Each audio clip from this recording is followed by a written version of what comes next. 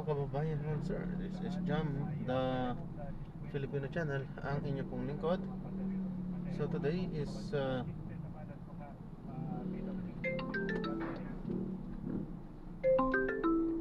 April 20, 2026. Tayo ngayon ay papunta sa may actually andito na tayo 9:13 sa may Jose Reyes Memorial Medical Hospital. Dito yan sa may San Lazaro Compound, Rizal Avenue, Santa Cruz, Manila. At dadalhin po natin yan sa may Talilong Street, Rizal, Dagat-Dagatan, Caloocan.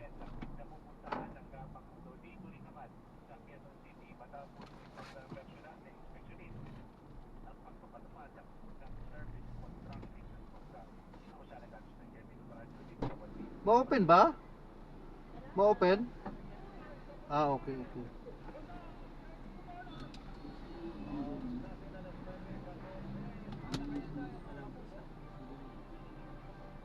Book kay Ma'am Marian, ano? Pila din natin ang AMLA, whom we anticipate will be presenting the report on covered and suspicious transactions.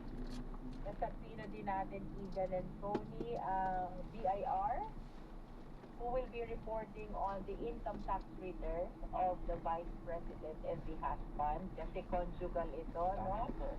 And we also issued subpoena to SEC. This is for the audited financial statement ng mga business establishments nila na dineclare nila, no, the SALN and the ICR, no?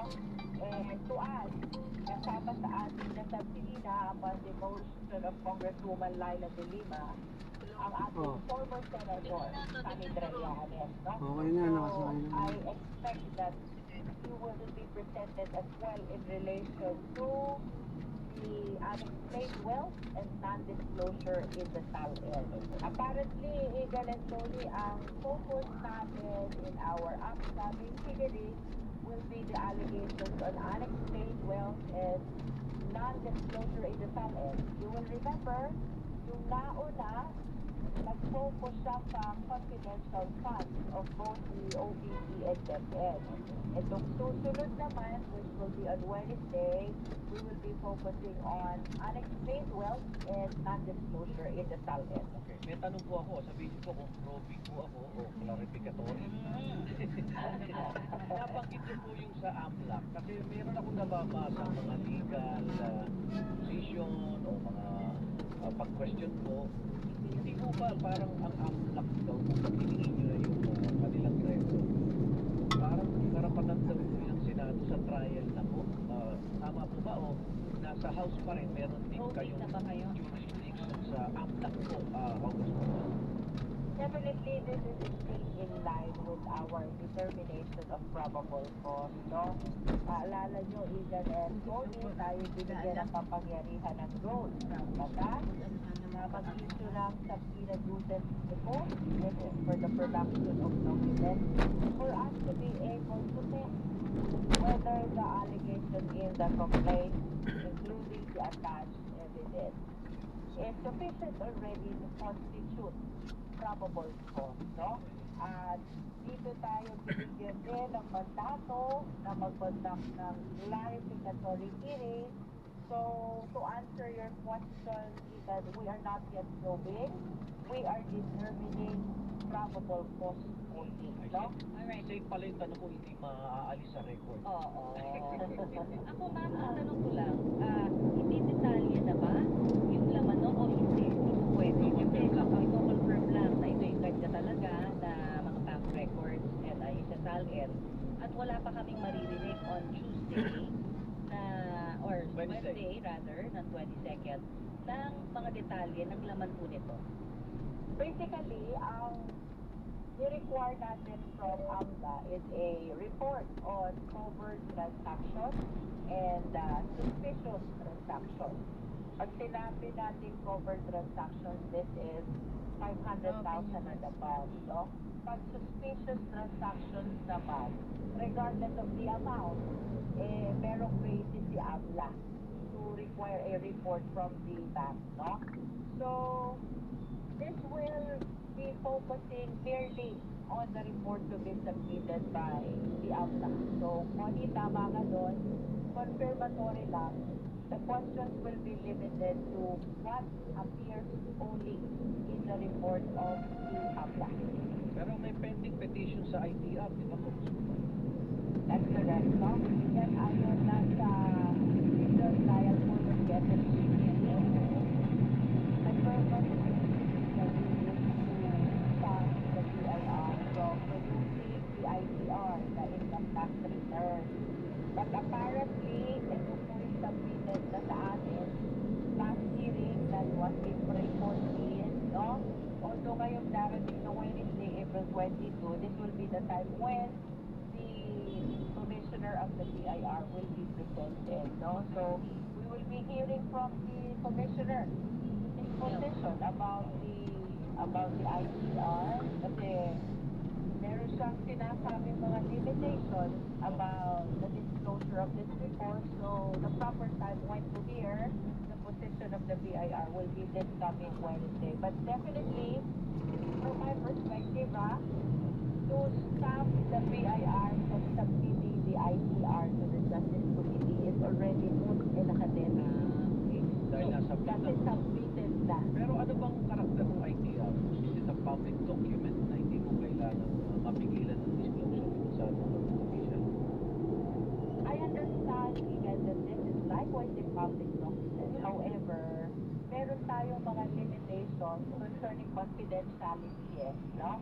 And I think this is the concern of our BIR commissioner, no? So, hindi pa namin ito na-discuss thoroughly, but I anticipate to hear the position of the BIR this coming Wednesday. Okay. Pero sa pagkakaalam nyo, kasi ang nagsalang po dito sa DRO for Quezon City, no? Yung asawa po ay ni VP Sara dahil nga naman sabi niya, hindi naman siya political, private citizen siya. Pero conjugal kasi ITR. Ano ba ang, kasi nabanggit nyo kanina, conjugal naman ito. Ano po ang magiging limitasyon sa pagtatanong pagdating dyan based on, siguro parang pag-aaral na rin mo ng lahat na nakikinig sa atin, ano? What to expect on Wednesday.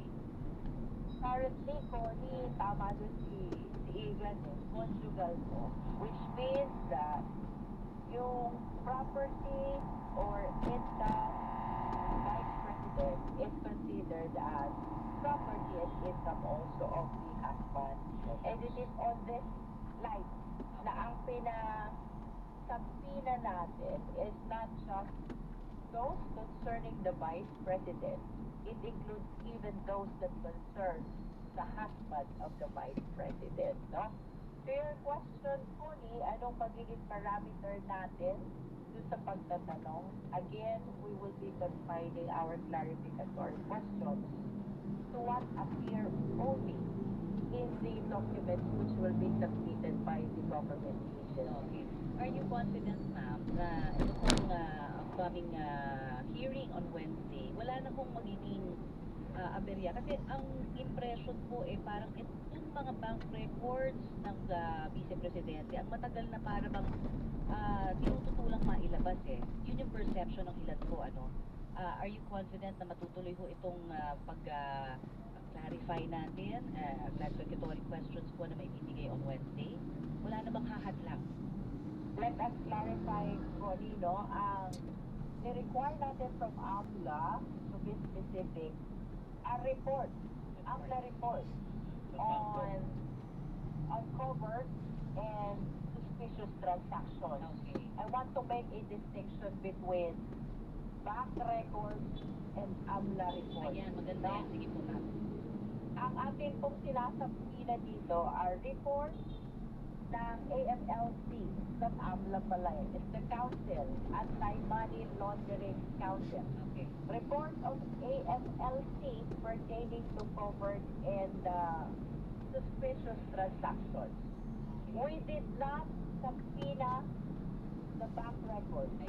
okay. Malinaw na. We did not subpoena the bank employees. We did not subpoena the bank officials. Wala po.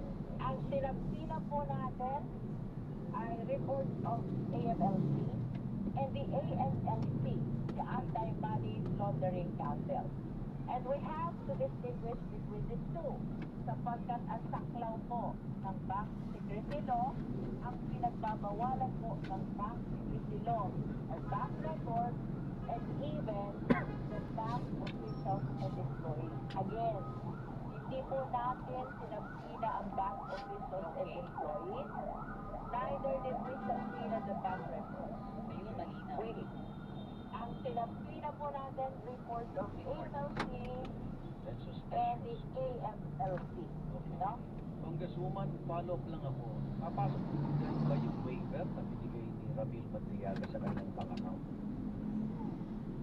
I haven't heard from the justice members, Igan, no? Pero kung maaalala mo, itong bank waiver na ito, it pertains to the former president, Yung dami the account former na. president Rodrigo Duterte, no? Na di umano, ipinag-open siya ng account, tapos he just signed all the checks last, no?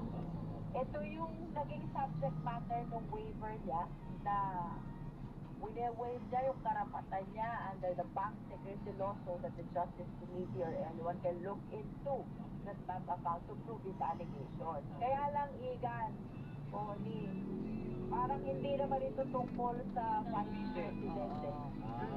So, Pero may binabanggit din si Senator Trillanes sa joint account. Baka makasama ba yun?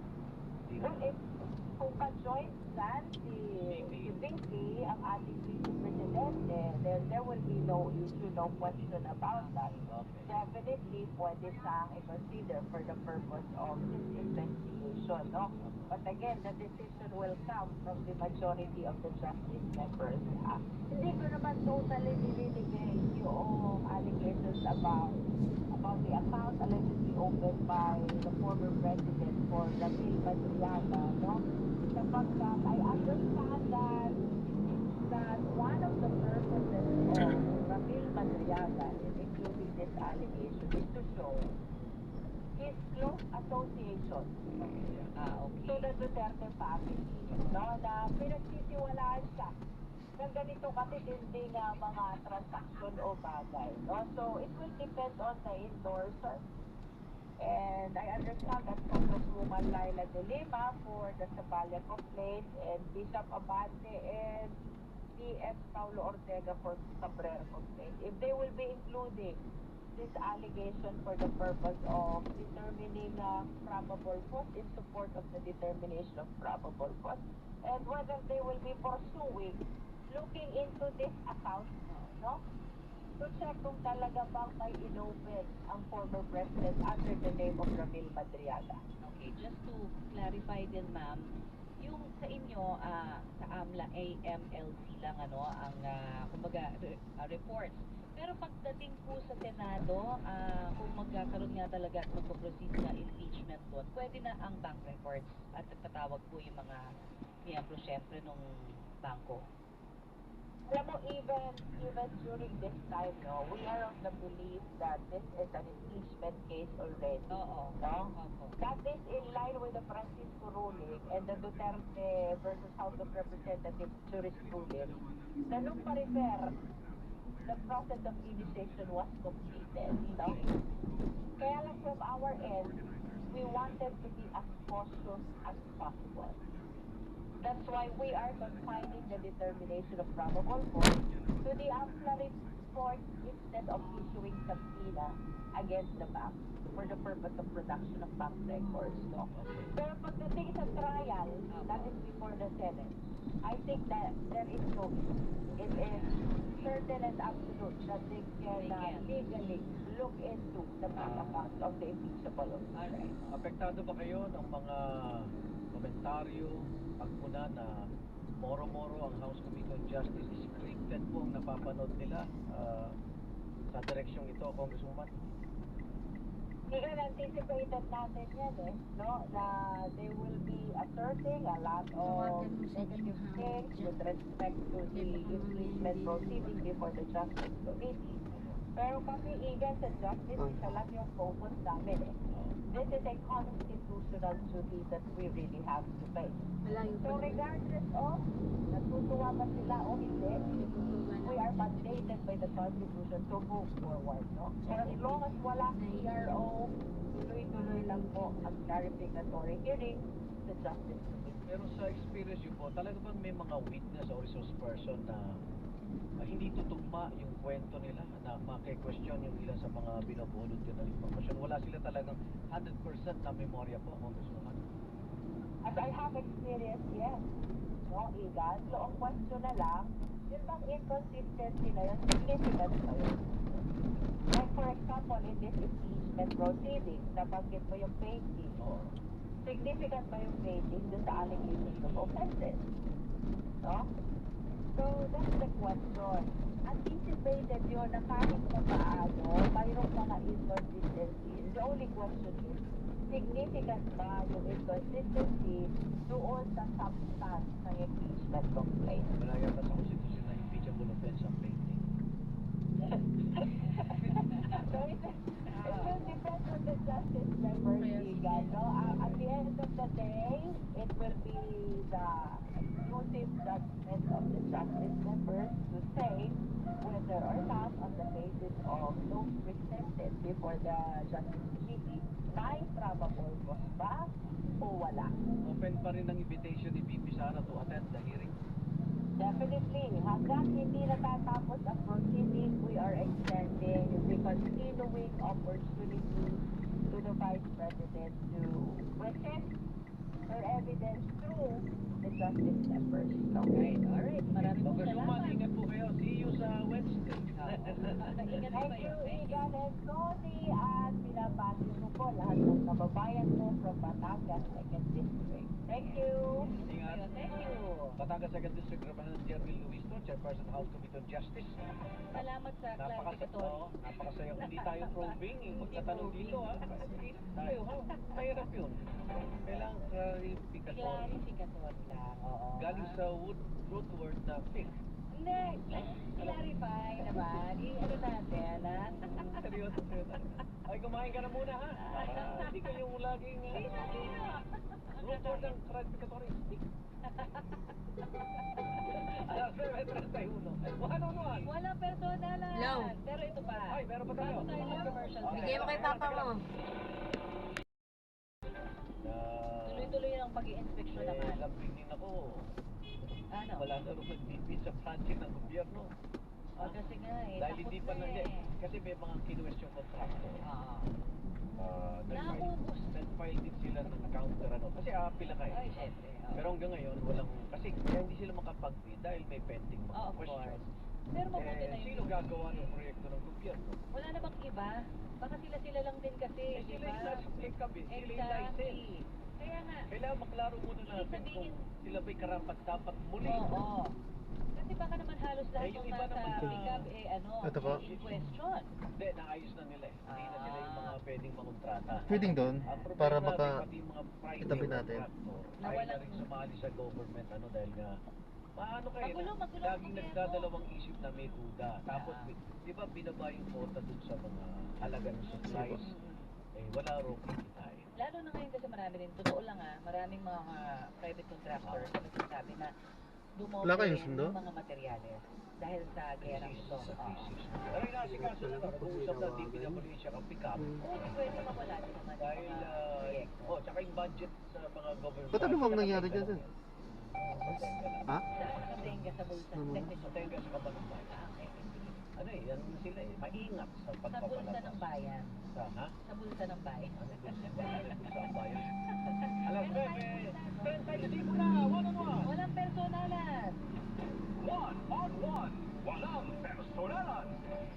Super Radio, DCWB, Pansitang Tama, Pansitang Totoo.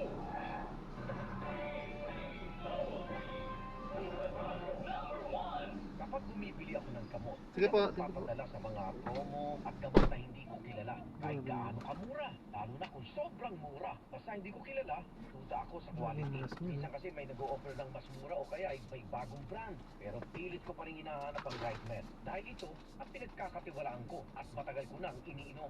Ang Right Med, matagal nang kilala at nire-reseta rin ng mga doktor. Quality kasi, kapatay ng quality ng mamahaling brands. Pero ang presyo, abot kaya, kahit araw-araw pa ang pag-inom ng gamot. Kaya pagdating sa gamot, hindi ako nakikipagsapalaran. Doon ako sa pinagkakatiwalaan. Pag kailangan ng gamot, basta Right Med. If symptoms persist, consult your doctor. Your bill, sir. What? 40,000 pesos for dinner? 1,447. Price check or eyes check for expert eye care, state-of-the-art facilities, affordable eyewear. Go to EO Executive Optical. Your bill, sir. Order for more. Dessert? EO, love your eyes. For expert eye care, come to EO Executive Optical with over 300 stores nationwide. EO Executive Optical. Love your eyes. Usapang negosyo tayo, alam nyo, dyan papasok ang Global Dominion. Kung kailangan mo ng dagdag puhunan, pwede mong gamitin ang rehistro ng iyong sasakyan bilang collateral. Hindi mo kailangan iwan ang sasakyan. Pwede mo pa rin itong gamitin habang ginagamit ang loan para palaguin ang negosyo mo. Bisitahin ang pinakamalapit na branch ng Global Dominion o ang kanilang website, gdfi.com.ph para sa karagdagang detalye. Ang galing! Pang matagalan. Parang tayo lang ng Everest Appliances. Babe, ano ever best decision mo in life? Siyempre, building a home with you. Everest Ayan, na-drop na natin sila. Health, wellness, energy. Maraming salamat po sa panonood. Hanggang sa muli po, ingat at God bless. Quality and wellness. Paalam po muna pansamantala. Tayo ay gagawa na ng ibang video sa ating susunod na misyon. Paalam po muna pansamantala. This is Jam, the Filipino channel, ang inyong pong lingkod. Paalam po. At pinagkakatiwalaan ko. Kaya,